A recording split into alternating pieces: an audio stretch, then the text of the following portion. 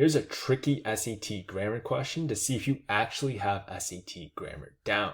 Okay, so it says in paleontology, the term Elvis taxon gets applied to a newly identified living species that was once presumed to be extinct, like a Elvis impersonator who might bear a striking resemblance to the late musical icon Elvis Presley himself.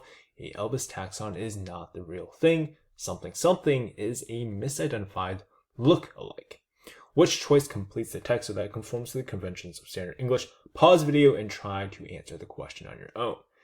All right, so the answer is going to be D. Okay, so we need to look in the paragraph.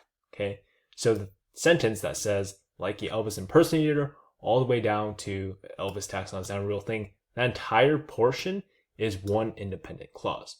And if we look in our answer choices, we can see that we have a little transition and then it. That means we can assume whatever is going to go here is going to be it, right? And we know that it is a misidentified lookalike. That in of itself is also an independent clause. And so when you have two independent clauses, you need to connect them. And you have a couple choices to connect them, okay?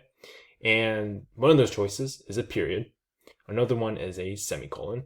And another one is a comma, and then you need to follow up with a coordinating conjunction, like your fanboys, right? So if we look at our answer choices, we don't really have those, except in choice D, right? With just a simple period.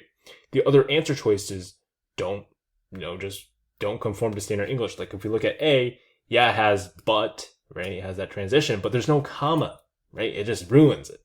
And then B is also a run-on sentence. And then C is also a run-on sentence. It's like a comma splice, right?